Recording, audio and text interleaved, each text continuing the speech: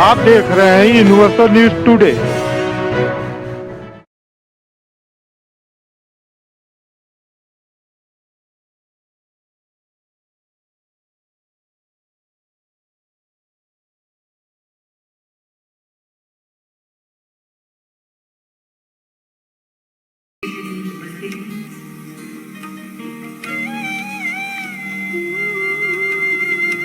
भारत की गौरव पताका विश्व में लहराने वाले माननीय प्रधानमंत्री नरेंद्र मोदी जी हम विनय से स्वागत करते हैं। माननीय प्रधानमंत्री श्री नरेंद्र मोदी का आगमन, उनकी अगवानी की रक्षा मंत्री श्री राजनाथ सिंह,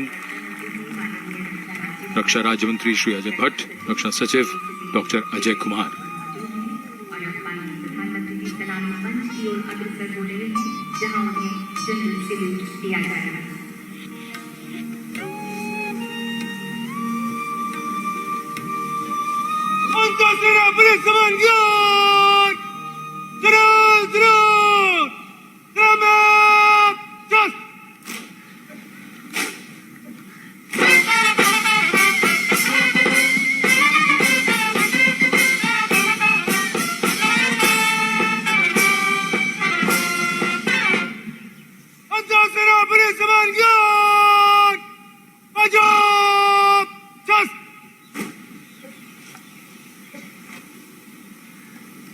और माननीय प्रधानमंत्री जी से सम्मान कारक का निरीक्षण करने का अनुरोध किया जाएगा।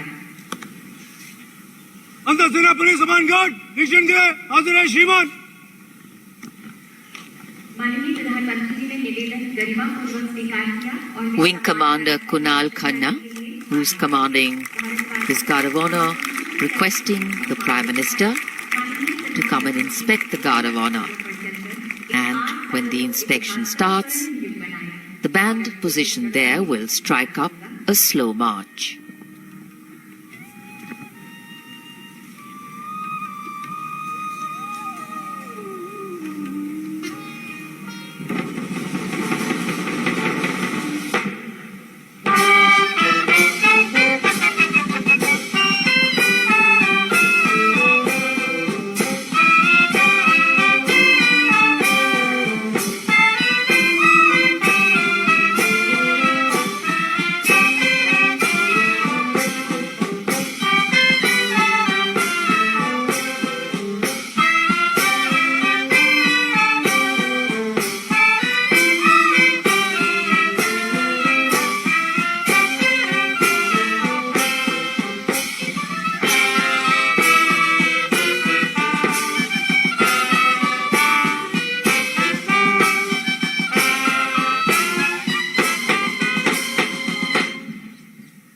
निरीक्षण समाप्त हुआ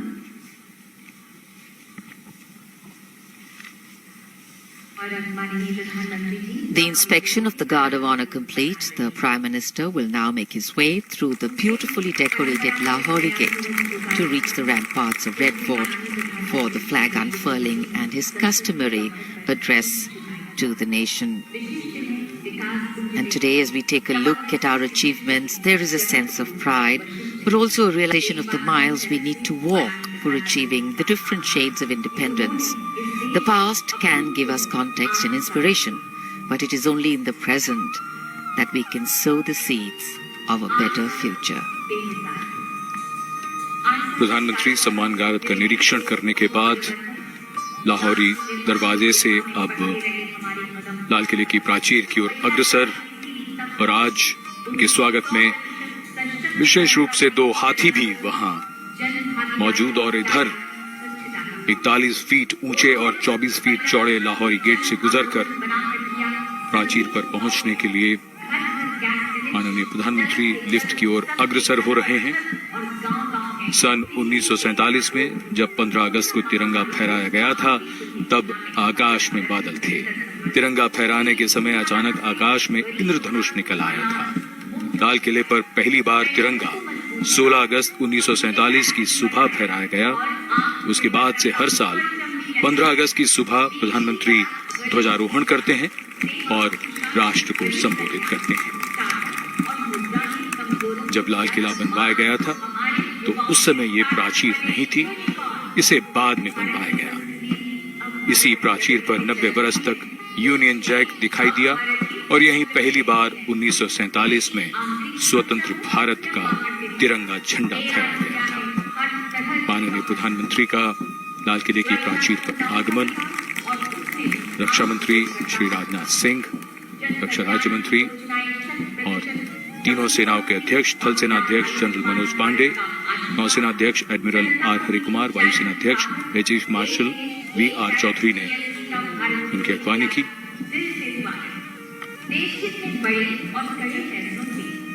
The Prime Minister, having reached the first level of the ramparts, will now move to the second level in a short while and unfurl the national flag. And as the national anthem will play to the booming of the 21-gun salute, the gently floating petals from the unfurled flag would be symbolic of the many opportunities that come our way to ensure that governance always and every time foregrounds the values enshrined in our Constitution. Nation building can of course have varied lenses. The power of being one, the empowerment of everyone, or the exclusion of no one.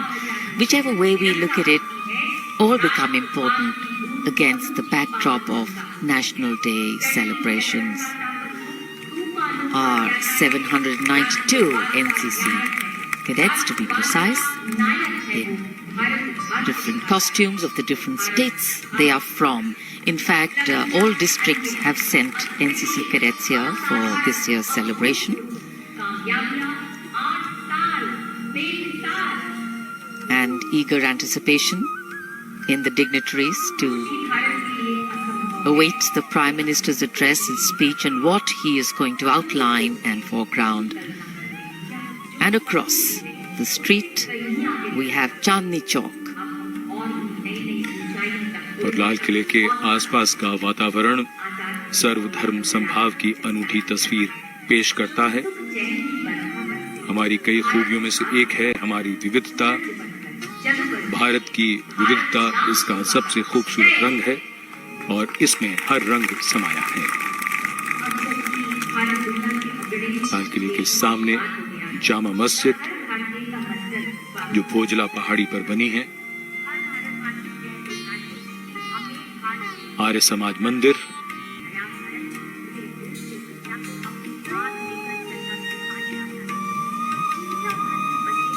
Bharat की संस्कृति और परंपरा यही है कि दुनिया में सबके लिए उसके दरवाजे खुले हैं। गुरुद्वारा सीसगंज, खुला मन, विशाल हृदय, पूरी दुनिया, पूरी मानवता एक। गौरी शंकर मंदिर और जैन लाल मंदिर जिसमें पक्षियों का चिकित्सालय भी है। पूरी दुनिया, पूरी मानवता एक, ये मंत्र हम जानते हैं और जपते भी हैं। In fact, unity in diversity is very often used and has the danger of becoming a cliche.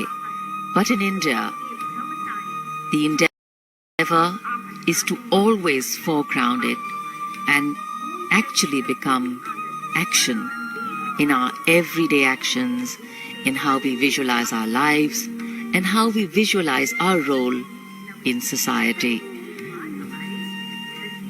And today, for every Indian living not only across the length and breadth of this beautiful and diverse country, but also across the myriad time zones of our deeply interconnected world, it is a day of celebration. And yes, we celebrate many things. A determination to stay united and committed to the values which form the bedrock of our independence struggle. We also celebrate our coming together in the face of adversity. And now, surviving as an economy and growing very fast post the corona period. And of course, we celebrate our people. People who serve this vibrant, tolerant, complex, paradoxical and incredible nation. We have challenges to face today and many more to come. But that's the story of progress. as long as we are in it together. Huge multitude of people over here watching the celebrations. अपार जनसमूह उमड़ा है आज के इस अमृत महोत्सव में शामिल होने के लिए। कहीं हाथों में तिरंगा है, कहीं मन में उमड़ती भावनाएं हैं और सबको प्रतीक्षा जब लाल किले की प्राचीर पर माननीय प्रधानमंत्री ध्वजारोहण करेंगे और उसके बाद राष्ट्र को संबोधित करेंगे। ये ऐतिहासिक अवसर होता है और सब उत्सुक रहते हैं कि इस बार प्रधानमंत्री किन योजनाओं और किन विचारों को वो देश के साथ साझा करेंगे।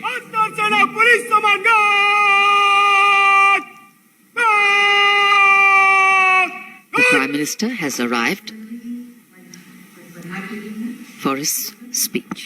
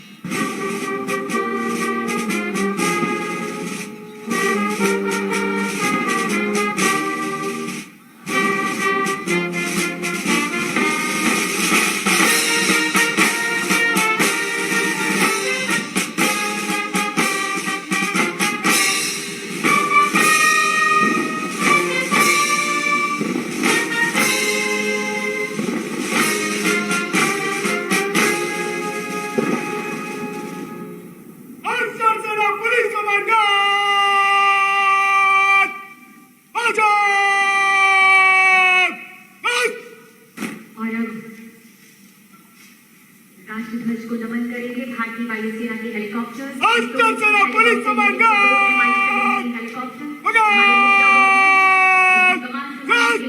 आनंद विनायक अंगाशी और दूसरे हेलीकॉप्टर में है विंग कमांडर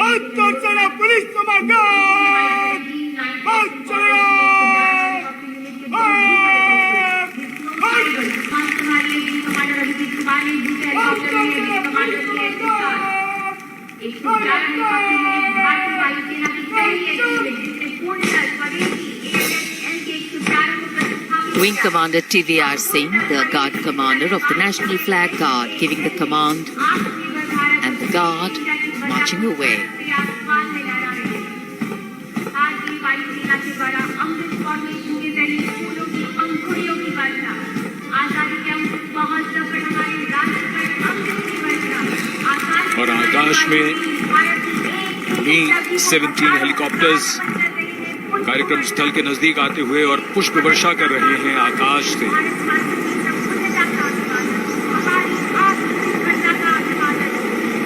76वें स्वतंत्रता दिवस समारोह को एक नई ऊंचाई प्रदान करते हुए ये क्षण और उनके पीछे ध्रुव हेलीकॉप्टर्स।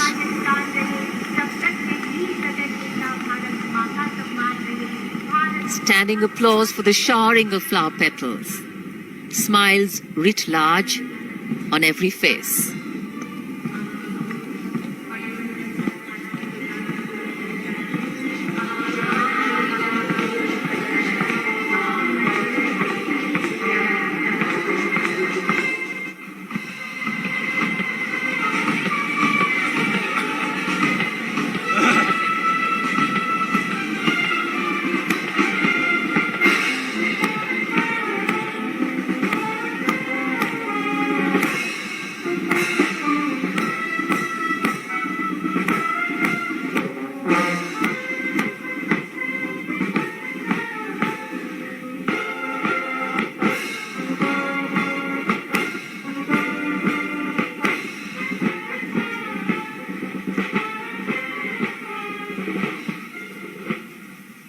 आजादी के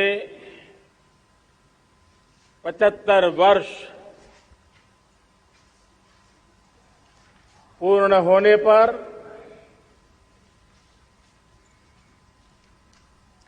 देशवासियों को अनेक अनेक शुभकामनाएं, बहुत बहुत बधाई। न सिर्फ हिंदुस्तान का हर कोना, लेकिन दुनिया के हर कोने में आज किसी न किसी रूप में भारतीयों के द्वारा या भारत के प्रति अपार प्रेम रखने वालों के द्वारा विश्व के हर कोने में यह हमारा तिरंगा आन बान शान के साथ लहरा रहा है। मैं विश्व भर में फैले हुए भारत प्रेमियों को, भारतीयों को आजादी के इस अमृत महोत्सव की बहुत बहुत बधाई देता हूं। आज का ये दिवस ऐतिहासिक दिवस है। एक पुण्य पड़ाव, एक नई राह, एक नए संकल्प और नए सामर्थ्य के साथ कदम बढ़ाने का ये शुभ अवसर है।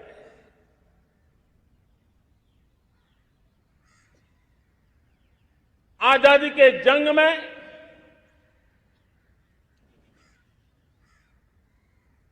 गुलामी का पूरा कालखंड संघर्ष में बीता है। हिंदुस्तान का कोई कोना ऐसा नहीं था, कोई काल ऐसा नहीं था जब देशवासियों ने सैकड़ों सालों तक गुलामी के खिलाफ जंग न किया हो, जीवन न खपाया हो, यातनाएं न झेली हो, आहुति न दी हो। आज हम सब देशवासियों के लिए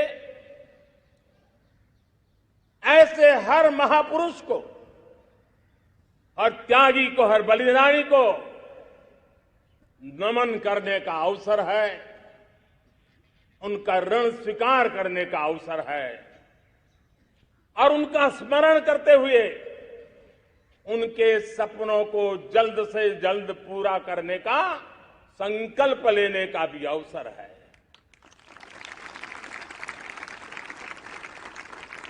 हम सभी देशवासी कृतज्ञ हैं पूज्य बापू के, नेता श्री सुभाष चंद्र बोस के,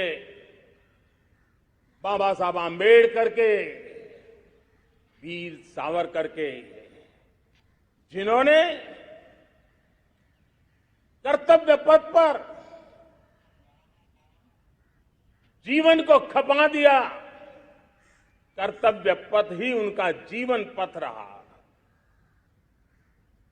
यह देश कृतज्ञ है मंगल पांडे, तात्या टोपे, भगत सिंह, सुखदेव, राजगुरु, चंद्रशेखर आजाद, अशफाक उल्लाह खान, राम प्रसाद बिस्मिल, अनगिनत ऐसे हमारे क्रांतिवीरों ने अंग्रेजों की हुकूमत की नींव हिला दी थी।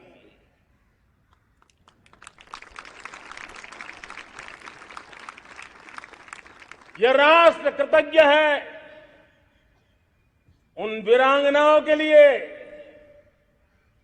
रानी लक्ष्मीबाई हो, झलकारी बाई, दुर्गा भाभी, रानी गायदिन्लियो, रानी चेन्नम्मा, बेगम हजरत महल, बेलून निचियार भारत की नारी शक्ति क्या होती है, भारत की नारी शक्ति का संकल्प क्या होता है, भारत की नारी त्याग और बलिदान की क्या पराकाष्ठा कर सकती है, वैसी अनगिनत वीरांगनाओं का स्मरण करते हुए हर हिंदुस्तानी गर्व से भर जाता है।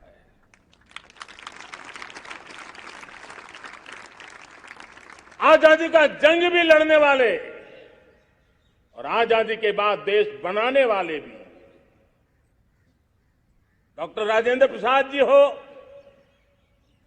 नेहरू जी हो, सरदार वल्लभ भाई पटेल, श्यामा प्रसाद मुखर्जी, लाल बहादुर शास्त्री, दीनदयाल उपाध्याय, जयप्रकाश नारायण, राम मनोहर लोहिया, आचार्य विनोबा भावे, नानाजी देशमुख, सुब्रमण्यम भारती, अनगिनत ऐसे महापुरुषों को आज नमन करने का अवसर है।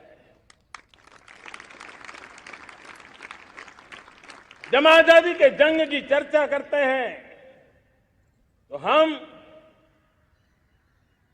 उन जंगलों में जीने वाले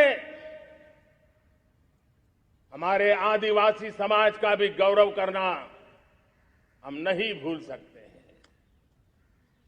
भगवान बिरसा मुंडा, सिद्धो कान्हू, अल्लूरी सीताराम राजू, गोविंद गुरु, अनगिनत नाम है जिन्होंने आजादी के आंदोलन की आवाज बन करके दूर सुदूर जंगलों में भी मेरे आदिवासी भाई बहनों में, माताओं में, युवकों में मातृभूमि के लिए जीने मरने की प्रेरणा जगाई। ये देश का सौभाग्य रहा है कि आजादी के जंग के कई रूप रहे हैं और उसमें एक रूप वो भी था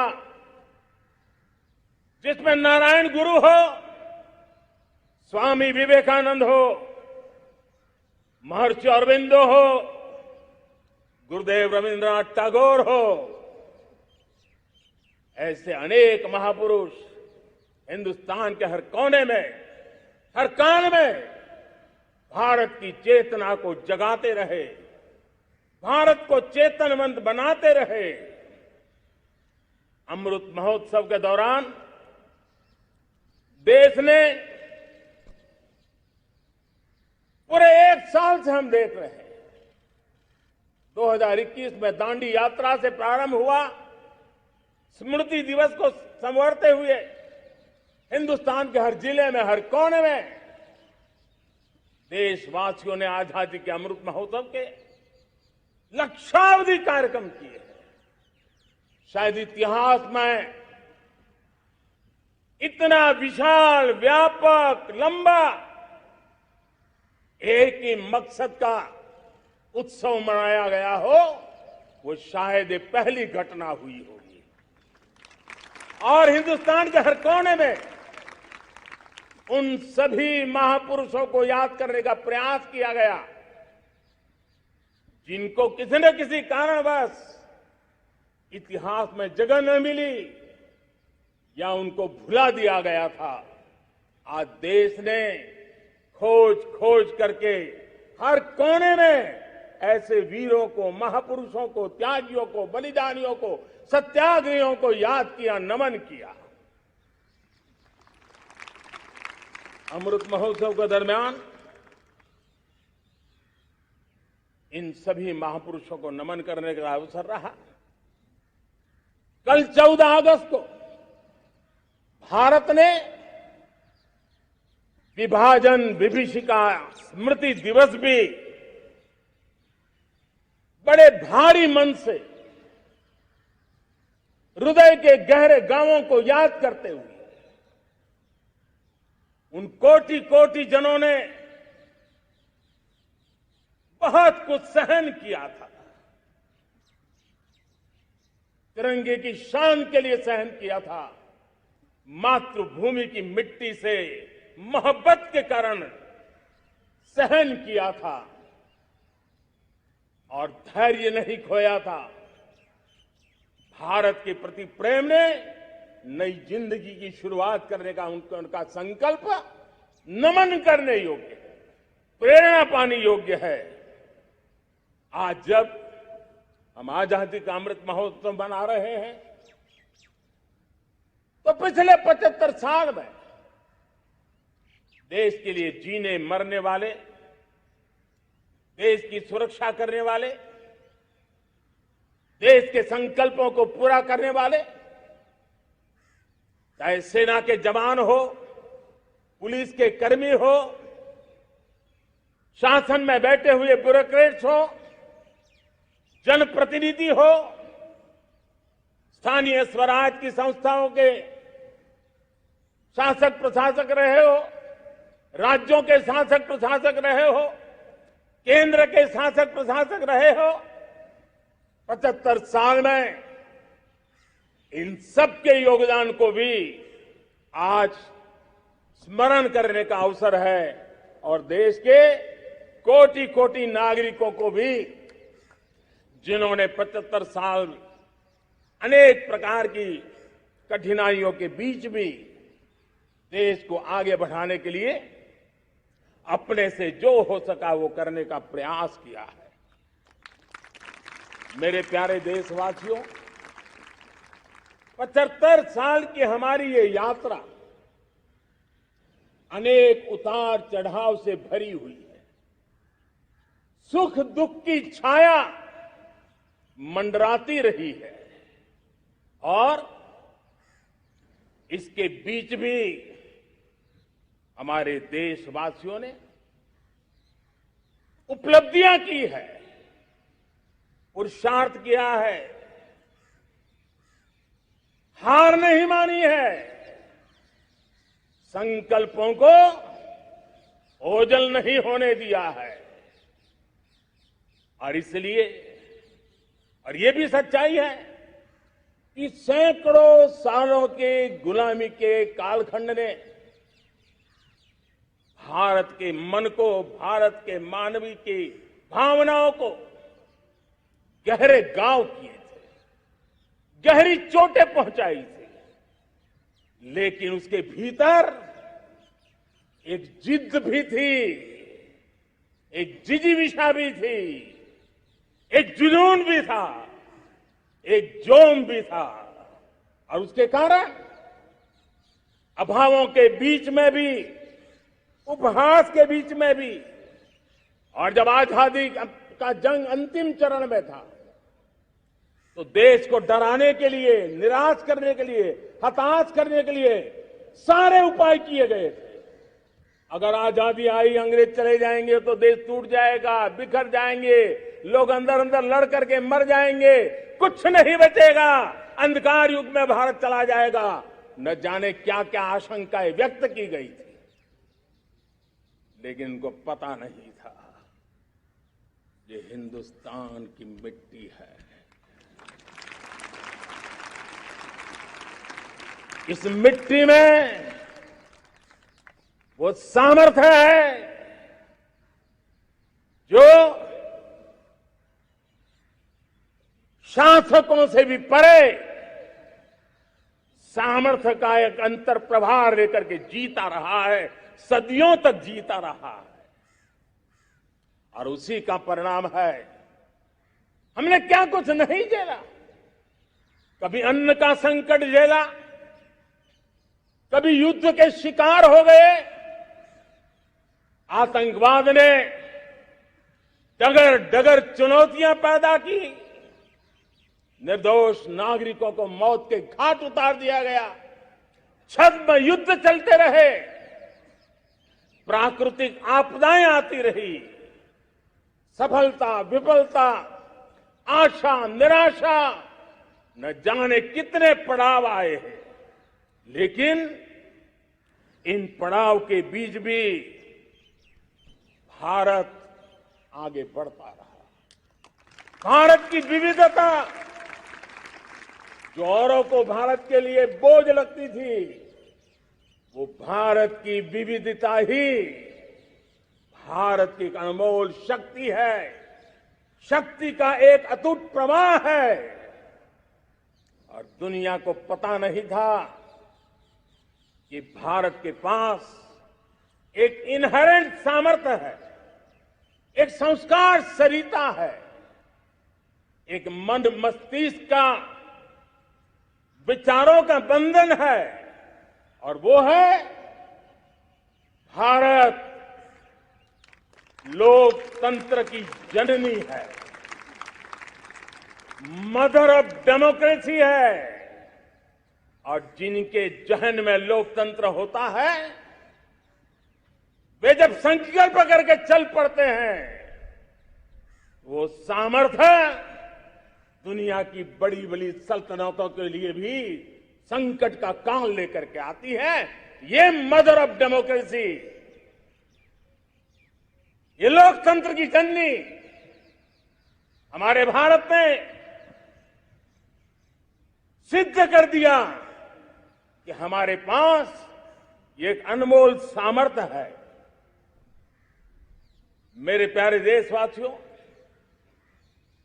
75 साल की यात्रा में आशाएं, अपेक्षाएं, उतार चढ़ाव सब कुछ के बीच में हर एक के प्रयास से हम जहां तक पहुंच पाए थे, पहुंचे थे। और 2014 में देशवासियों ने मुझे दायित्व दिया। आजादी के बाद जन्मा हुआ मैं पहला व्यक्ति था जिसको लाल किले से देशवासियों का गौरवगान करने का अवसर मिला था।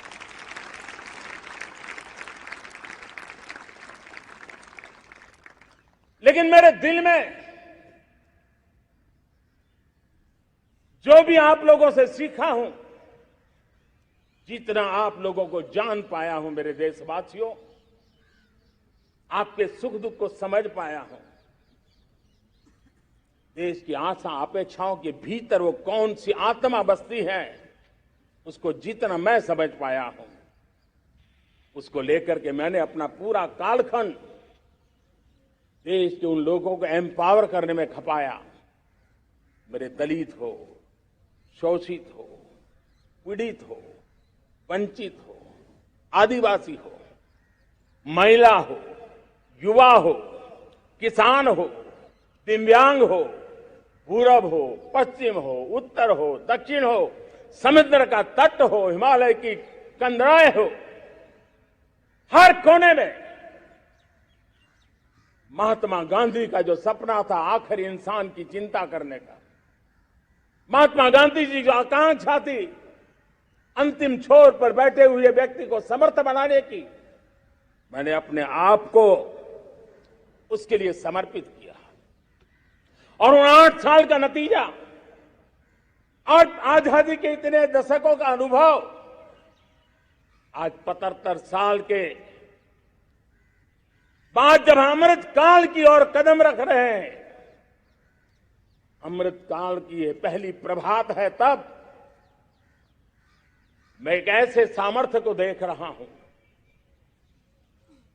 और जिससे मैं गौरव से भर जाता हूं। देशवासियों, मैं आज देश का सबसे बड़ा सौभाग्य ये देख रहा हूं कि भारत का जनमन आकांक्षी जनमन है, एस्पिरेशनल सोसाइटी किसी भी देश की बहुत बड़ी अमानत होती है। और हमें गर्व है कि आज हिंदुस्तान के हर कोने में, हर समाज के हर वर्ग में, हर तबके में आकांक्षाएं उफान पर है। देश का हर नागरिक चीजें बदलना चाहता है, बदलते देखना चाहता है, लेकिन इंतजार करने को तैयार नहीं है, अपनी आंखों के सामने देखना चाहता है, कर्तव्य से जुड़ करके करना चाहता है। वो गति चाहता है, वो प्रगति चाहता है। 75 साल में संजोए हुए सारे सपने अपने ही आंखों के सामने पूरा करने के लिए वो लालायित है, उत्साहित है, उतावला भी है।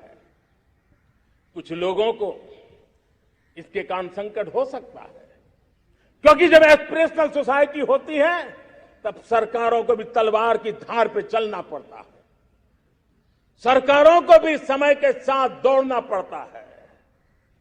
और मुझे विश्वास है, चाहे केंद्र सरकार हो, राज्य सरकार हो, स्थानीय स्वराज की संस्थाएं हो, किसी भी प्रकार की शासन व्यवस्था क्यों न हो, हर किसी को इन एस्पिरेशनल सोसाइटी को एड्रेस करना पड़ेगा। उनकी आकांक्षाओं के लिए हम ज्यादा इंतजार नहीं कर सकते। हमारे इस एस्पिरेशनल सोसाइटी ने लंबे अरसे तक इंतजार किया है, लेकिन अब वो अपनी आने वाली पीढ़ी को इंतजार में जीने के लिए मजबूर करने को तैयार नहीं है। और इसलिए ये अमृत काल का पहली प्रभात हमें उस एस्पिरेशनल सोसाइटी की आकांक्षाओं को पूरा करने के लिए एक बहुत बड़ा सुनहरा अवसर देकर के आई है। मेरे प्यारे देशवासियों, हमने पिछले दिनों देखा है, एक और ताकत का हमने अनुभव किया है, और वो है भारत में एक सामूहिक चेतना का पुनर्जागरण हुआ है। एक सामूहिक चेतना का पुनर्जागरण। आजादी के इतने संघर्ष में से जो अमृत था वो अब संजोया जा रहा है, संकलित हो रहा है, संकल्प में परिवर्तित हो रहा है, पुरुषार्थ की पराकाष्ठा जुड़ रही है और सिद्धि का मार्ग नजर आ रहा है। ये चेतना, मैं समझता हूं कि चेतना का जागरण, ये पुनर्जागरण, ये हमारी सबसे बड़ी अमानत है। और ये पुनर्जागरण देखिए, 10 अगस्त तक लोगों को पता तक नहीं होगा शायद कि देश के भीतर कौन सी ताकत है, लेकिन पिछले 3 दिन से जिस प्रकार से तिरंगे झंडे को लेकर के, तिरंगा की यात्रा लेकर के देश चल पड़ा है। बड़े बड़े सोशल साइंस के एक्सपर्ट्स वे भी शायद कल्पना नहीं कर सकते कि मेरे भीतर के अंदर कितने, मेरे देश के भीतर कितना बड़ा सामर्थ्य है, एक तिरंगे झंडे ने दिखा दिया है। यह पुनर्चेतना, पुनर्जागरण का पल है। ये लोग समझ नहीं पाए हैं। जब देश जनता कर्फ्यू के लिए हिंदुस्तान का हर कोना निकल पड़ता है, तब उस चेतना की अनुभूति है। जब देश ताली थाली बजा करके कोरोना वॉरियर के साथ कंधे से कंधा मिला करके खड़ा हो जाता है, तब चेतना की अनुभूति होती है। जब दिया जला करके कोरोना वॉरियर की शुभकामना देने के लिए देश निकल पड़ता है, तब उस चेतना की अनुभूति होती है। दुनिया कोरोना के कालखंड में वैक्सीन लेना या न लेना, वैक्सीन काम का है कि नहीं है, उस उलझन में जी रहा था। उस समय मेरे देश के गांव गरीब भी 200 करोड़ डोज दुनिया को चौंका देने वाला काम करके दिखा देते हैं। यही चेतना है, यही सामर्थ्य है। इस सामर्थ्य ने आज देश को एक नई ताकत दी है। मेरे प्यारे भाइयों बहनों, तीसरा एक महत्वपूर्ण सामर्थ्य मैं देख रहा हूं, जैसे एस्पिरेशनल सोसाइटी, जैसे पुनर्जागरण, वैसे ही आजादी के इतने दशकों के बाद पूरे विश्व का भारत की तरफ देखने का नजरिया बदल चुका है। विश्व भारत की तरफ गर्व से देख रहा है, अपेक्षा से देख रहा है। समस्याओं का समाधान भारत की धरती पर दुनिया खोजने लगी है। दोस्तों, विश्व का ये बदलाव, विश्व की सोच में ये परिवर्तन 75 साल की हमारी अनुभव यात्रा का परिणाम है। हम जिस प्रकार से संकल्पों लेकर चल पड़े हैं, दुनिया इसे देख रही है और आखिरकार विश्व भी उम्मीदें लेकर के जी रहा है। उम्मीदें पूरे करने का सामर्थ्य कहां पड़ा है वो उसे दिखने लगा है। मैं इसे त्रिशक्ति के रूप में देखता हूं, 3 सामर्थ्य के रूप में देखता हूं। और ये त्रिशक्ति है एस्पिरेशन की, पुनर्जागरण की और विश्व की उम्मीदों की। और इसे पूरा करने के लिए हम जानते हैं दोस्तों, आज दुनिया में एक विश्वास जगने में मेरे देशवासियों की बहुत बड़ी भूमिका है। 130 करोड़ देशवासियों ने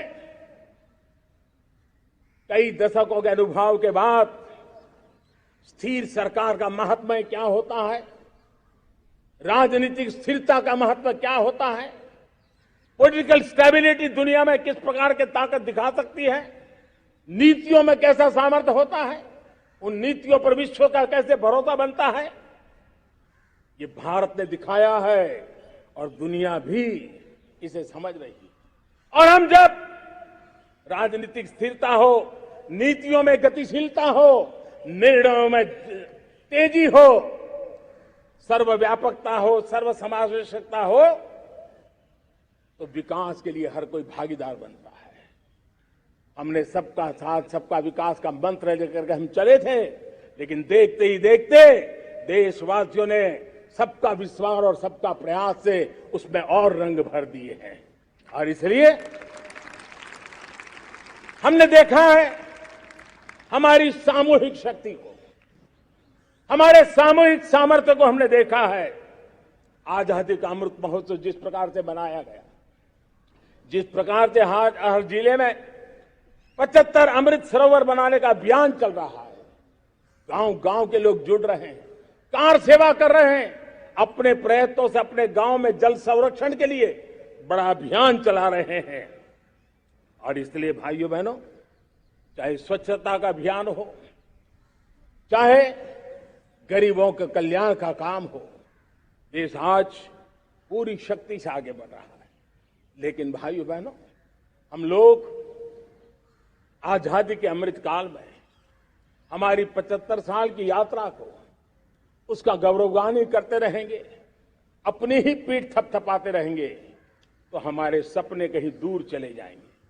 और इसलिए 75 साल का कालखंड कितना ही शानदार रहा हो, कितने ही संकटों वाला रहा हो, कितने ही चुनौतियों वाला रहा हो, कितने ही सपने अधूरे दिखते हो, उसके बावजूद भी आज जब हम अमृत काल में प्रवेश कर रहे हैं, अगले 25 वर्ष हमारे देश के लिए अत्यंत महत्वपूर्ण है। और इसलिए जब मैं आज मेरे सामने लाल किले पर से 130 करोड़ देशवासियों के सामर्थ्य का स्मरण करता हूं, उनके सपनों को देखता हूं, उनके संकल्पों की अनुभूति करता हूं, तो साथियों मुझे लगता है आने वाले 25 साल के लिए हमें उस 5 पंच प्राण पर अपनी शक्ति को केंद्रित करनी होगी, अपने संकल्पों को केंद्रित करना होगा, अपने सामर्थ्य को केंद्रित करना होगा। और हमें उन पंच प्राण को लेकर के 2047 जब आजादी के 100 साल होंगे, आजादी के दीवानों के सारे सपने पूरे करने का जिम्मा उठा करके चलना होगा। जब मैं पंच प्राण की बात करता हूं, तो पहला प्राण, अब देश बड़े संकल्प लेकर के ही चलेगा, बहुत बड़े संकल्प लेकर के चलना होगा। और वो बड़ा संकल्प है विकसित भारत, अब उससे कुछ कम नहीं होना चाहिए। बड़ा संकल्प। दूसरा प्राण है किसी भी कोने में हमारे मन के भीतर, हमारे आदतों के भीतर गुलामी का एक भी अंश अगर भी अभी भी है तो उसको किसी भी हालत में बचने नहीं देना। अब 100%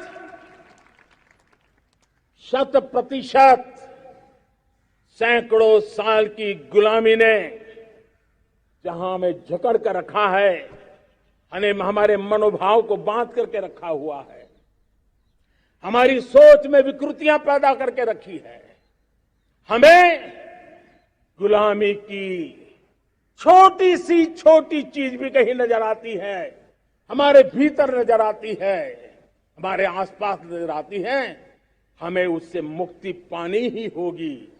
ये हमारा दूसरी प्राण शक्ति है। तीसरी प्राण शक्ति, हमें हमारी विरासत पर गर्व होना चाहिए। हमारी विरासत के प्रति, क्योंकि यही विरासत है जिसने कभी भारत को स्वर्णिम काल दिया था, और यही विरासत है जो समयानुकूल परिवर्तन करने की आदत रखती है। यही विरासत है जो काल बाह्य छोड़ती रही है, नित्य नूतन स्वीकारती रही है। और इसलिए इस विरासत के प्रति हमें गर्व होना चाहिए। चौथा प्राण, वो भी उतना ही महत्वपूर्ण है, और वो है एकता और एकजुटता। 130 करोड़ देशवासियों में एकता, न कोई अपना न कोई पराया। एकता की ताकत एक भारत श्रेष्ठ भारत के सपनों के लिए हमारा चौथा प्राण है। और पांचवा प्राण है नागरिकों का कर्तव्य। नागरिकों का कर्तव्य जिसमें प्रधानमंत्री भी बाहर नहीं होता है, मुख्यमंत्री भी बाहर नहीं होता है, वो भी नागरिक है। नागरिकों का कर्तव्य, यह हमारे आने वाली 25 साल के सपनों को पूरा करने के लिए एक बहुत बड़ी प्राण शक्ति है। मेरे प्यारे देशवासियों, जब सपने बड़े होते हैं,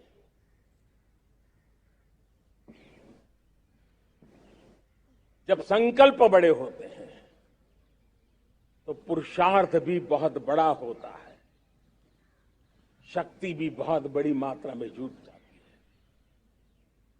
अब कोई कल्पना कर सकता है कि देश 40-42 के कालखंड को याद कीजिए। देश उठ खड़ा हुआ था, किसी ने हाथ में झाड़ू लिया था, किसी ने तकली ली थी, किसी ने रेंटिया लिया था, किसी ने सत्याग्रह का मार्ग चुना था, किसी ने संघर्ष का मान चुना था, किसी ने क्रांति की वीरता का रास्ता चुना था। लेकिन संकल्प बड़ा था आजादी, और ताकत देखिए, बड़ा संकल्प था तो आजादी लेके रहे। हम आजाद हो गए। अगर संकल्प छोटा होता, सीमित होता, तो शायद आज भी संघर्ष करने के दिन चालू रहते। लेकिन संकल्प बड़ा था तो हमने हासिल भी किया। मेरे प्यारे देशवासियों, अब आज जब अमृत काल की पहली प्रभात है, तो हमें इस 25 साल में विकसित भारत बना के रहना है अपनी आंखों के सामने। और जो 20, 22, 25 साल के नौजवान मेरे देश के मेरे सामने हैं, मेरे देश के नौजवानों, जब देश आजादी के 100 साल मनाएगा, तब आप 50-55 के हुए होंगे।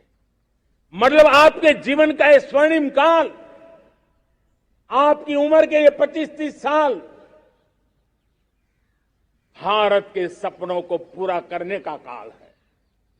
आप संकल्प लेकर के मेरे साथ चल पड़िए साथियों, तिरंगे झंडे की शपथ लेकर के चल पड़िए। हम सब पूरी ताकत से लगे आए। बड़ा संकल्प, मेरा देश विकसित देश होगा, डेवलप कंट्री होगा।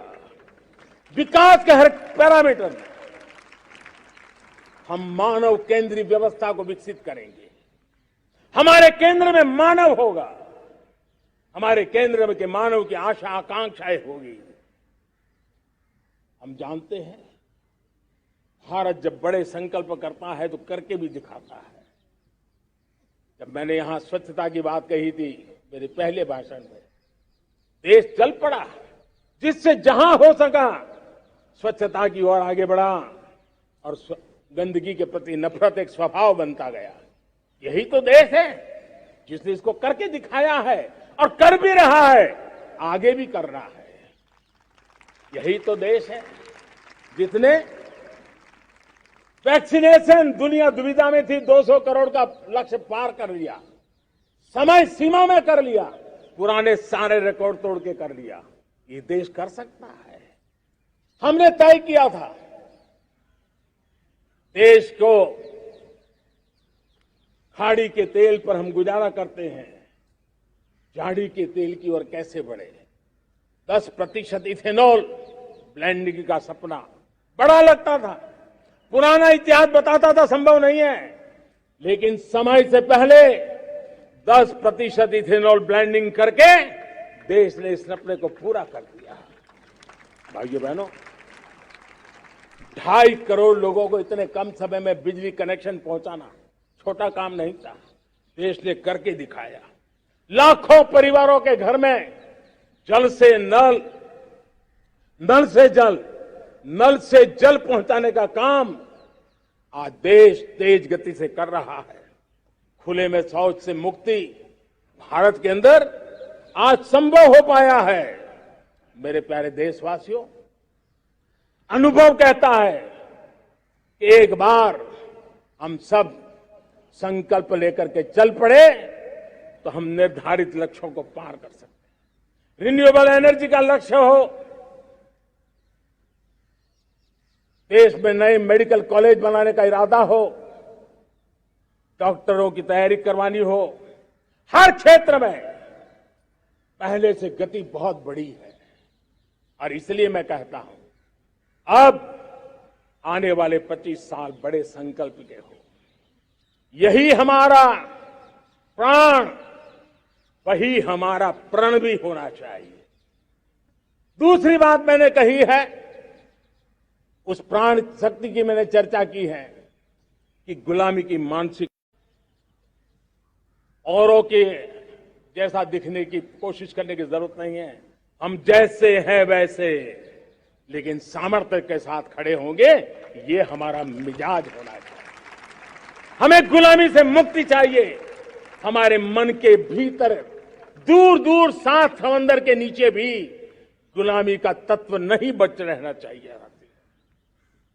और मैं आशा देखता हूं, जिस प्रकार से नई राष्ट्रीय शिक्षा नीति बनी है, जिस मंथन के साथ बनी है, कोटि कोटि लोगों के विचार प्रवाह को संकलित करते हुए बनी है, और भारत की धरती की जमीन से जुड़ी हुई शिक्षा नीति बनी है। रसकस हमारी धरती के मिले हैं। हमने जो कौशल्य पर बल दिया है, ये एक ऐसा सामर्थ्य है जो हमें गुलामी से मुक्ति की ताकत देगा। हमने देखा है कभी कभी तो हमारी टैलेंट भाषा के बंधनों में बन जाती है। ये गुलामी की मानसिकता का परिणाम है। हमें हमारे देश की हर भाषा पे गर्व होना चाहिए। वो हमें भाषा आती हो या ना आती हो, लेकिन मेरे देश की भाषा है, मेरे पूर्वजों ने दुनिया को दी हुई ये भेंट सौगात है, हमें गर्व होना चाहिए। मेरे साथियों, आज डिजिटल इंडिया का रूप हम देख रहे हैं, स्टार्टअप देख रहे हैं। कौन लोग हैं? ये वो टैलेंट है जो टियर 2, टियर 3 सिटी में किसी गांव गरीब के परिवार में बसे हुए लोग हैं। ये हमारे नौजवान हैं जो आज नई नई खोज के साथ दुनिया के सामने आ रहे हैं।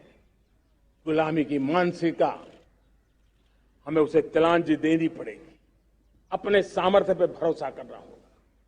दूसरी एक बात जो मैंने कही, तीसरी मेरी प्राण शक्ति की बात है, वो है हमारी विरासत पर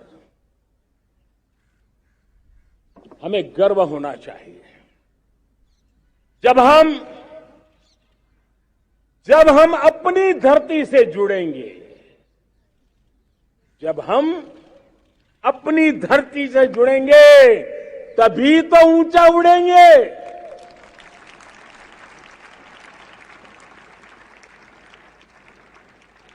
और जब हम ऊंचा उड़ेंगे तो हम विश्व को भी समाधान दे पाएंगे। हमने देखा है, जब हम अपनी चीजों पे गर्व करते हैं, आज दुनिया होलिस्टिक हेल्थ केयर की चर्चा कर रही है, लेकिन जब होलिस्टिक हेल्थ केयर की चर्चा करती है तो उसकी नजर भारत के योग पर जाती है, भारत के आयुर्वेद पर जाती है, भारत की होलिस्टिक लाइफस्टाइल के पर जाती है। ये हमारी विरासत है, हम जो दुनिया को दे रहे हैं। दुनिया आज उससे प्रभावित हो रही है। अब हमारी ताकत देखिए, हम वो लोग हैं जो प्रकृति के साथ जीना जानते हैं, प्रकृति को प्रेम करना जानते हैं। आज विश्व पर्यावरण की जो समस्याओं से जूझ रहा है, हमारे पास वो विरासत है। ग्लोबल वार्मिंग की समस्याओं के समाधान का रास्ता हम लोगों के पास है, हमारे पूर्वजों ने दिया हुआ है। जब हम लाइफस्टाइल की बात करते हैं, एनवायरमेंट फ्रेंडली लाइफस्टाइल की बात करते हैं, हम लाइफ मिशन की बात करते हैं, तो दुनिया का ध्यान आकर्षित करते हैं। हमारे पास ये सामर्थ्य है। हमारा बड़ा धान, मोटा धान, मिलेट, हमारे यहां तो घर घर की चीज रही है। ये हमारी विरासत है। हमारे छोटे किसानों के परिश्रम से छोटी छोटी जमीन के टुकड़ों में फलने फूलने वाली हमारे धान। आज दुनिया अंतर्राष्ट्रीय स्तर पर मिलेट ईयर मनाने के लिए आगे बढ़ रही है। मतलब हमारी विरासत को आज दुनिया, हम उस पर गर्व करना सीखे। हमारे पास दुनिया को बहुत कुछ देना है। हमारे फैमिली वैल्यूज, विश्व के सामाजिक तनाव की जब चर्चा हो रही है, व्यक्तिगत तनाव की चर्चा होती है तो लोगों को योग दिखता है, सामूहिक तनाव की बात होती है तब भारत की पारिवारिक व्यवस्था दिखती है। संयुक्त परिवार की एक पूंजी सदियों से हमारी माताओं बहनों के त्याग बलिदान के कारण परिवार नाम की जो व्यवस्था विकसित हुई, ये हमारी विरासत है। इस विरासत पर हम गर्व कैसे करें? हम तो वो लोग हैं जो जीव में भी शिव देखते हैं। हम वो लोग हैं जो नर में नारायण देखते हैं।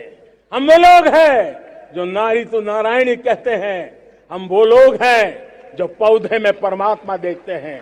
हम वो लोग हैं जो नदी को मां मानते हैं। हम वो लोग हैं जो हर कंकर में शंकर देखते हैं। यह हमारा सामर्थ्य है। हर नदी में मां का रूप देखते हैं। पर्यावरण की इतनी व्यापकता, विशालता, ये हमारा गौरव। हम विश्व के सामने जब खुद गर्व करेंगे तो दुनिया करेगी। भाइयों बहनों, हम वो लोग बहुधा वदंती का ज्ञान देने वाली विरासत हमारे पास है, जो कहते हैं सत्य एक है, जानकार लोग उसको अलग अलग तरीके से कहते हैं। ये गौरव हमारा है। हम लोग हैं जो कहते हैं यत् पिंडे तत् ब्रह्मांडे। कितनी बड़ी सोच है। जो ब्रह्मांड में है वो हर जीव मात्र में है। यत् पिंडे तत् ब्रह्मांडे, ये कहने वाले हम लोग हैं। हम वो लोग हैं जितने दुनिया का कल्याण देखा है। हम जन कल्याण से जग कल्याण के राही रहे हैं। जन कल्याण से जग कल्याण की राह पर चलने वाले हम लोग जब दुनिया की कामना करते हैं तब कहते हैं सर्वे अपि सुखिनः सन्तु सर्वे सन्तु निरामया। सबके सुख की बात, सबके आरोग्य की बात करना, ये हमारी विरासत है और इसलिए हम बड़ी शान के साथ हमारी इस विरासत का गर्व करना सीखें। ये प्राण शक्ति है हमारी जो हमें 25 साल के सपनों पूरा करने के लिए जरूरी है। उसी प्रकार से मेरे प्यारे देशवासियों, एक और महत्वपूर्ण विषय है एकता, एकजुटता। इतने बड़े देश को, उसकी विविधता को हमें सेलिब्रेट करना है। इतने पंथ, परंपराएं, ये हमारे आन बान शान है। कोई नीचा नहीं, कोई ऊंचा नहीं है, सब बराबर है। कोई मेरा नहीं, कोई पराया नहीं, सब अपने हैं। ये भाव एकता के लिए बहुत जरूरी है। घर में भी एकता की नींव तभी रखी जाती है जब बेटे बेटी एक समान हो। अगर बेटे बेटी एक समान नहीं होंगे तो एकता के मंत्र नहीं गूंज सकते हैं। जेंडर इक्वलिटी हमारी एकता के लिए पहली शर्त। जब हम एकता की बात करते हैं, अगर हमारे एक ही पैरामीटर हो, एक ही मानदंड हो, जिस मानदंड को हम कहें इंडिया फर्स्ट, मैं जो कुछ भी कर रहा हूं, जो भी सोच रहा हूं, जो बोल रहा हूं, इंडिया फर्स्ट के अनुकूल है, एकता का रास्ता खुल जाएगा। दोस्त, हमें एकता से बांधने का वो मंत्र है, हमें इसको पकड़ना है। मुझे पूरा विश्वास है कि हम समाज के अंदर ऊंच नीच के भेदभावों से, मेरे तेरे के भेदभावों से हम सबकी पुजारी बने। श्रमेव जयते कहते हैं हम, श्रमिक का सम्मान, ये हमारा स्वभाव होना चाहिए।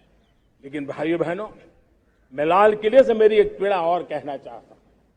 ये दर्द मैं कहे बिना नहीं रह सकता। मैं जानता हूं कि शायद लाल किले का विषय नहीं हो सकता है, लेकिन मेरे भीतर का दर्द मैं कहां कहूंगा। देशवासियों के सामने नहीं कहूंगा तो कहां कहूंगा। और वो है, किसी न किसी कारण से हमारे अंदर एक ऐसी विकृति आई है, हमारी बोलचाल में, हमारे व्यवहार में, हमारे कुछ शब्दों में, हम नारी का अपमान करते हैं।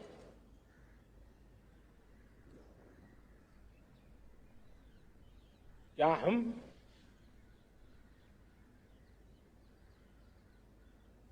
स्वभाव से, संस्कार से, रोजमर्रा की जिंदगी में नारी को अपमानित करने वाली हर बात से मुक्ति का संकल्प ले सकते हैं?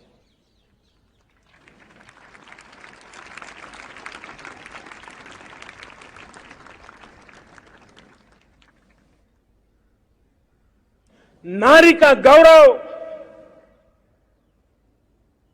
राष्ट्र के सपने पूरे करने में बहुत बड़ी पूंजी बनने वाला है। ये सामर्थ्य मैं देख रहा हूं और इसलिए मैं इस बात का आग्रही हूं। मेरे प्यारे देशवासियों, मैं 5वीं प्राण शक्ति की बात करता हूं और वो 5वीं प्राण शक्ति है नागरिक का कर्तव्य। दुनिया में जिन जिन देशों ने प्रगति की है, जिन जिन देशों ने कुछ अचीव किया है, व्यक्तिगत जीवन में भी जिसने अचीव किया है, कुछ बातें उभर करके सामने आती हैं। एक, अनुशासित जीवन। दूसरा, कर्तव्य के प्रति समर्पण। व्यक्ति की जीवन की सफलता हो, समाज की हो, परिवार की हो, राष्ट्र की हो, ये मूलभूत मार्ग है, ये मूलभूत प्राण शक्ति है। और इसलिए हमें कर्तव्य पर बल देना ही होगा। यह शासन का काम है कि बिजली 24 घंटे पहुंचाने के लिए प्रयास करे, लेकिन ये नागरिक का कर्तव्य है कि जितनी ज्यादा यूनिट बिजली बचा सकते बचाएं। हर खेत में पानी पहुंचाना सरकार की जिम्मेवारी है, सरकार का प्रयास है, लेकिन पर ड्रॉप मोर क्रॉप, पानी बचाते हुए आगे बढ़ना, मेरे हर खेत से आवाज उठनी चाहिए।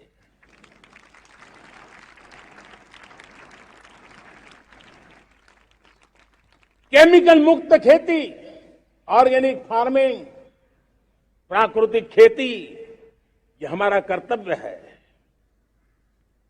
साथियों, चाहे पुलिस हो या पीपल हो, शासक हो या प्रशासक हो, ये नागरिक कर्तव्य से कोई अछूता नहीं हो सकता।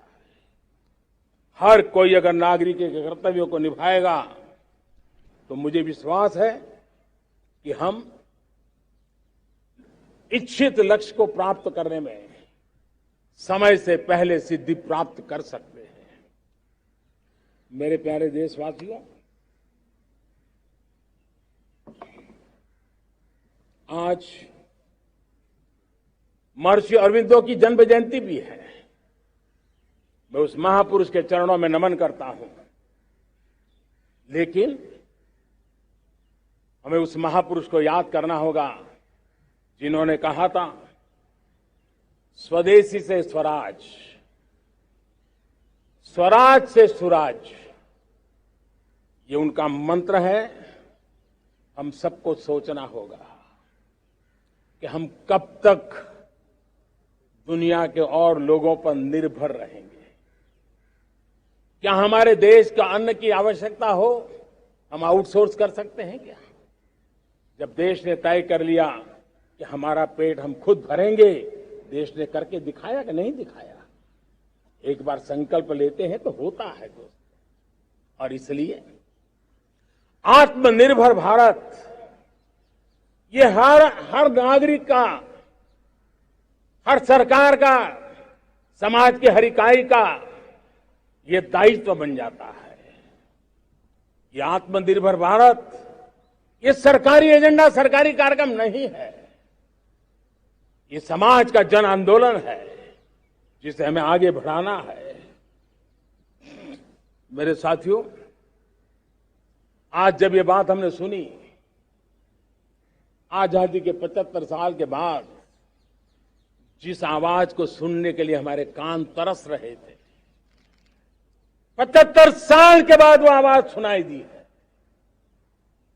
75 साल के बाद लाल किले पर से तिरंगे को सलामी देने का काम पहली बार मेड इन इंडिया तोप ने किया है। कौन हिंदुस्तानी होगा जिसको ये बात, एक आवाज उसे नई प्रेरणा, ताकत नहीं देगी? और इसलिए मेरे प्यारे भाई बहनों, मैं आज मेरे देश के सेना के जवानों का हृदय से अभिनंदन करना चाहता हूं। मेरी आत्मनिर्भर की बात को संगठित स्वरूप में, साहस के स्वरूप में मेरी सेना के जवानों ने, सेना नायकों ने जिस जिम्मेवारी के साथ कंधे पे उठाया है, मैं उनको जितनी सैल्यूट करूं उतनी कम है दोस्त। उनको आज मैं सलाम करता हूं, क्योंकि सेना का जवान मौत को मुट्ठी में लेकर के चलता है। मौत और जिंदगी के बीच में कोई फासला ही नहीं होता है, और तब बीच में वो डट करके खड़ा होता है।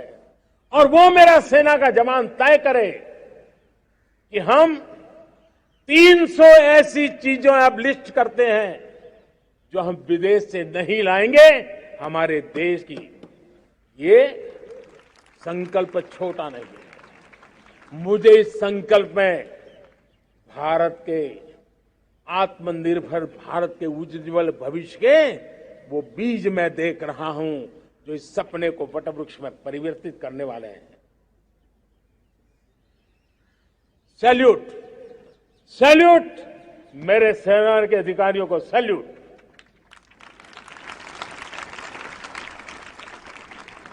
मैं आज मेरे छोटे छोटे बालकों को, 5 साल 7 साल की आयु के बालक, उनको भी सैल्यूट करना चाहता हूं, उनको भी सलाम करना चाहता हूं। जब देश के सामने चेतना जगी मैंने सैकड़ों परिवारों से सुना है 5-5, 7 साल के बच्चे घर में कह रहे हैं कि अब हम विदेशी खिलौने से नहीं खेलते। 5 साल का बच्चा घर में विदेशी खिलौने से नहीं खेलेंगे, ये जब सब संकल्प करता है ना, तब आत्मनिर्भर भारत उसकी रगों में दौड़ता है। आप देखिए, पीएलआई स्कीम 1 लाख करोड़ रुपया दुनिया के लोग हिंदुस्तान में अपना नसीब आजमाने आ रहे हैं, टेक्नोलॉजी लेकर के आ रहे हैं, रोजगार के नए अवसर बना रहे हैं। भारत मैन्युफैक्चरिंग हब बनता जा रहा है, आत्मनिर्भर भारत की बुनियाद बना रहा है। आज इलेक्ट्रॉनिक गुड्स मैन्युफैक्चरिंग हो, मोबाइल फोन का मैन्युफैक्चरिंग हो, आज देश बहुत तेजी से प्रगति कर रहा है। जब हमारा ब्रह्मोस दुनिया में जाता है, कौन हिंदुस्तानी होगा जिसका मन आसमान को न छूता होगा। दोस्तों, आज हमारी मेट्रो कोचेज, हमारी वंदे भारत ट्रेन विश्व के लिए आकर्षण बन रहा है। मेरे प्यारे देशवासियों, हमें आत्मनिर्भर बनना है हमारे एनर्जी सेक्टर में। हम कब तक एनर्जी के सेक्टर में किसी और पर डिपेंडेंट रहेंगे? और हमें सोलार का क्षेत्र हो, विंड एनर्जी का क्षेत्र हो, रिन्यूएबल के और भी जो रास्ते हो, मिशन हाइड्रोजन हो, बायोफ्यूल की कोशिश हो, इलेक्ट्रिक व्हीकल पर जाने की बात हो, हमें आत्मनिर्भर बन करके इन व्यवस्थाओं को आगे बढ़ाना होगा। मेरे प्यारे देशवासियों, आज प्राकृतिक खेती भी आत्मनिर्भर का एक मार्ग है। फर्टिलाइजर से जितनी ज्यादा मुक्ति, आज देश में नैनो फर्टिलाइजर के कारखाने की नई आशा लेकर के आए हैं। लेकिन प्राकृतिक खेती, केमिकल फ्री खेती आत्मनिर्भर को ताकत दे सकती है। आज देश में रोजगार के क्षेत्र में ग्रीन जॉब के नए नए क्षेत्र बहुत तेजी से खुल रहे हैं। भारत ने नीतियों के द्वारा स्पेस को खोल दिया है। ड्रोन की बहुत दुनिया में सबसे प्रगतिशील पॉलिसी लेकर के आए हैं। हमने देश के नौजवानों के लिए नए द्वार खोल दिए हैं। मेरे प्यारे भाइयों बहनों, मैं प्राइवेट सेक्टर को भी आह्वान करता हूं, आइए हमें विश्व में छा जाना है। आत्मनिर्भर भारत का यह भी सपना है कि दुनिया को भी जो आवश्यकताएं हैं उसको पूरा करने में भारत पीछे नहीं जाएगा। हमारे लघु उद्योग हो, सूक्ष्म उद्योग हो, कुटीर उद्योग हो, जीरो डिफेक्ट जीरो इफेक्ट हमें उस करके हमें दुनिया में जाना होगा। हमें स्वदेशी पर गर्व करना होगा। मेरे प्यारे देशवासियों, हम बार बार लाल बहादुर शास्त्री जी को याद करते हैं। जय जवान जय किसान का उनका मंत्र आज भी देश के लिए प्रेरणा है। बाद में अटल बिहारी वाजपेयी जी ने जय विज्ञान कह करके उसमें एक कड़ी जोड़ दी थी और देश ने उसको प्राथमिकता दी थी। लेकिन अब अमृतकाल के लिए एक और अनिवार्यता है और वो है जय अनुसंधान। जय जवान जय किसान जय विज्ञान जय अनुसंधान, इनोवेशन। और मुझे मेरे देश की युवा पीढ़ी में भरोसा है। इनोवेशन की ताकत देखिए। आज हमारा यूपीआई, भीम, हमारा डिजिटल पेमेंट, फिनटेक की दुनिया में हमारा स्थान आज विश्व में रियल टाइम 40% अगर डिजिटल फाइनेंशियल का ट्रांजैक्शन होता है तो मेरे देश में हो रहा है। हिंदुस्तान ने ये करके दिखाया। मेरे प्यारे देशवासियों, अब हम 5G के दौर की ओर कदम रख रहे हैं। बहुत दूर इंतजार नहीं करना होगा, हम कदम मिलाने वाले हैं। हम ऑप्टिकल फाइबर गांव-गांव में पहुंचा रहे हैं। डिजिटल इंडिया का सपना गांव से गुजरेगा, ये मुझे पूरी जानकारी है।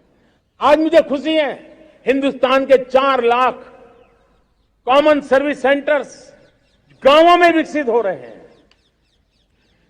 गांव के नौजवान बेटे बेटियां कॉमन सर्विस सेंटर चला रही हैं।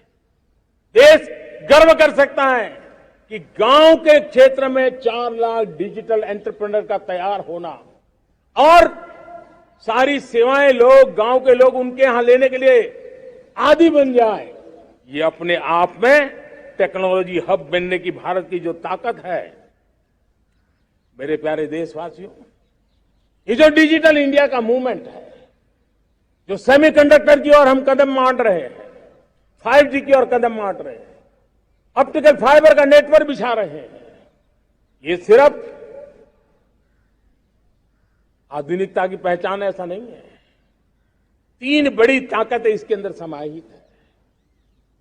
शिक्षा में आमूलचूल क्रांति, ये डिजिटल माध्यम से आने वाली है।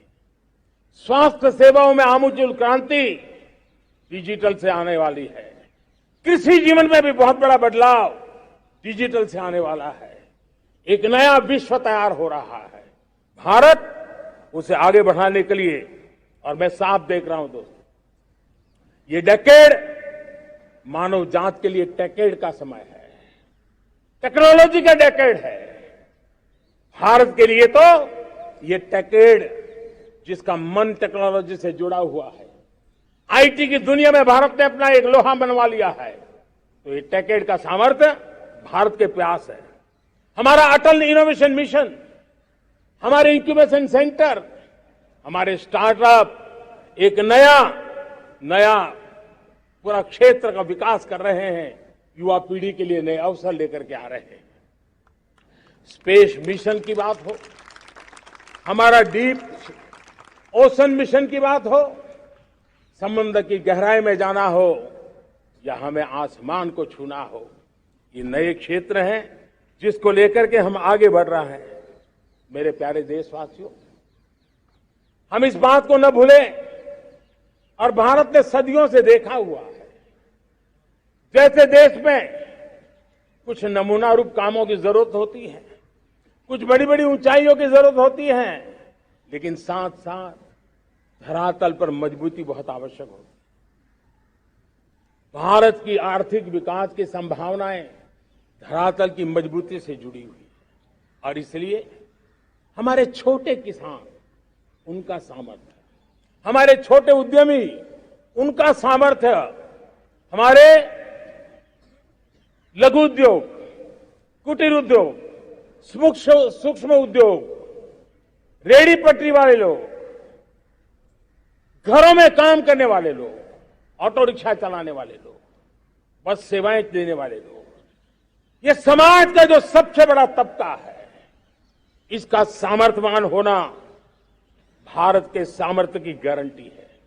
और इसलिए हमारे आर्थिक विकास की ये जो मूलभूत जमीनी ताकत है, उस ताकत को सर्वाधिक बल देने की दिशा में हमारा प्रयास चल रहा है। मेरे प्यारे देशवासियों, हमारे पास 75 साल का अनुभव है। हमने 75 साल में कई सारी सिद्धियां भी प्राप्त की हैं। हमने 75 साल के अनुभव में नए सपने भी संजोए हैं, नए संकल्प भी लिए हैं। लेकिन अमृतकाल के लिए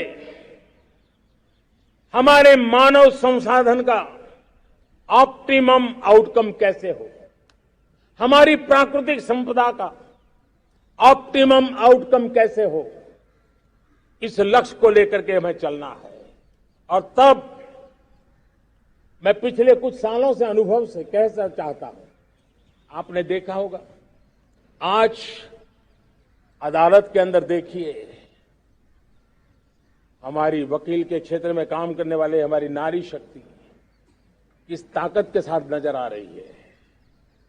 आप ग्रामीण क्षेत्र में जनप्रतिनिधि के रूप में देखिए, हमारी नारी शक्ति किस मिजाज से, समर्पित भाव से अपनी गांवों की समस्याओं को सुलझाने में लगी हुई है। आज ज्ञान का क्षेत्र देख लीजिए, विज्ञान का क्षेत्र देख लीजिए, हमारे देश की नारी शक्ति सिरमौर नजर आ रही है। आज हम पुलिस में देखें, हमारी नारी शक्ति लोगों की सुरक्षा की जिम्मेवारी उठा रही है। हम जीवन के हर क्षेत्र में देखें, खेलकूद का मैदान देखें या युद्ध की भूमि देखें, भारत की नारी शक्ति एक नए सामर्थ्य, नए विश्वास के साथ आगे आ रही है। मैं इसको भारत की 75 साल की जो यात्रा में जो योगदान है, उसमें अब कई गुना योगदान आने वाले 25 साल में मैं मेरी नारी शक्ति का देख रहा हूं, मेरी माताओं बहनों का, मेरी बेटियों का देख रहा हूं। और इसलिए ये सारे हिसाब किताब से ऊपर है, सारे आपके पैरामीटर से अतिरिक्त है। हम इस पर जितना ध्यान देंगे, हम जितने ज्यादा अवसर हमारी बेटियों को देंगे, जितनी सुविधाएं हमारी बेटियों के लिए केंद्रित करेंगे, आप देखना वो हमें बहुत कुछ लौटा करके देगी।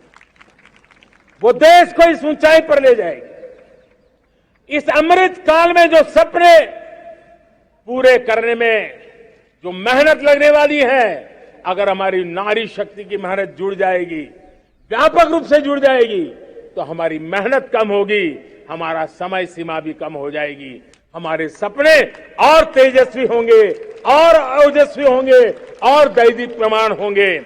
और इसलिए आइए साथियों, हम जिम्मेवारियों को लेकर आगे बढ़े। मैं आज भारत के संविधान के निर्माताओं का भी धन्यवाद करना चाहता हूं कि उन्होंने जो हमें फेडरल स्ट्रक्चर दिया है, उसके स्पिरिट को बनाते हुए, उसकी भावनाओं का आदर करते हुए हम कंधे से कंधा मिला करके इस अमृत काल में चलेंगे तो सपने साकार होकर के रहेंगे।